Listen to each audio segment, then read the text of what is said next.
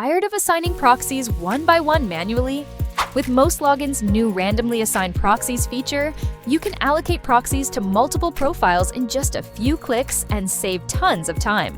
Before we jump in, just make sure you've already added your proxies to MostLogin. If you need help with that step, check out our previous tutorial, How to Add and Apply Proxies in MostLogin, linked in the description below. Once your proxies are ready, here's how it works. First, head to the Profile Configuration page and select the profiles you want to assign proxies to.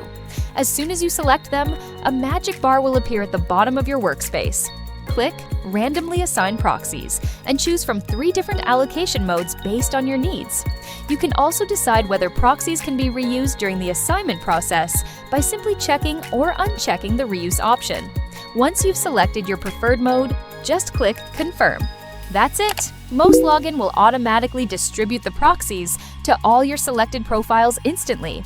If you have any questions, feel free to leave a comment below. We're happy to help.